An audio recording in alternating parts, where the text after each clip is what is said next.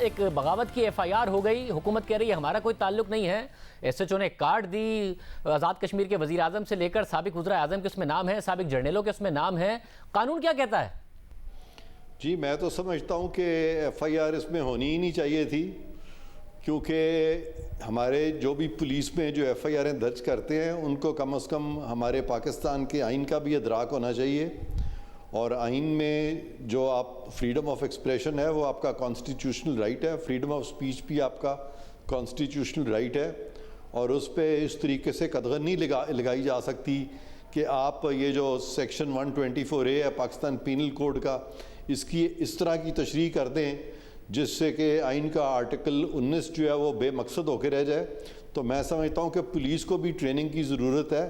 ورنہ یہ نوبت ہی نہیں آنی چاہیے تھی کہ اس طرح کا کیس بھی درج ہوتا۔ اور صاحب اگر یہ قانون برطانیہ میں ختم ہو گیا، پاکستان میں بہرحال موجود ہے، تو اس کے غلط استعمال کو کیسے روکا جائے؟ لاء میں بھی امینڈمنٹس آنی چاہیے، اور یہ جو 124A ہے پاکستان پینل کوڈ کا، اس کو تو ویسے ہی omit کر دینا چاہیے، کیونکہ اس کی جو لینگویج ہے وہ اتنی وائڈ ہے کہ اس میں تو کچھ بھی آ سکتا ہے، اور پھر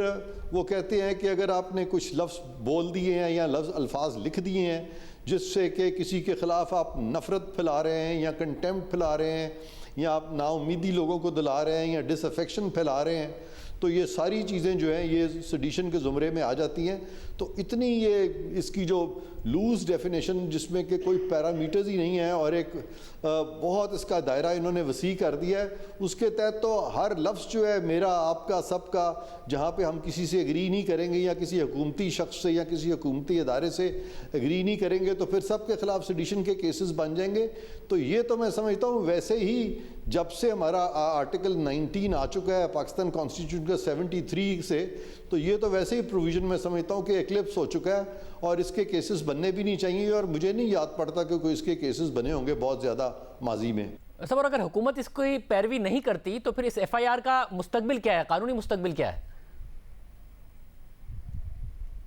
دیکھیں ایف آئی آر کا تو طریقہ یہ ہوتا ہے، اگر ایف آئی آر اگر غلط بھی درج ہو جائے تو اس کا ایک پروسیجر ہے، وہ کینسلیشن کے لیے وہ جو ریلیونٹ میجسٹریٹ ہے اس کے پاس جاتا ہے، اور وہ پھر ایک لال لکیر کھینچ کے تو اس ایف آئی آر کو کینسل کر دیتے ہیں۔ بہرکیف اگر ایف آئی آر نہیں بھی کینسل ہوتی اور ایف آئی آر کی ویسے ہی کوئی قانونی حیثیت نہیں ہے،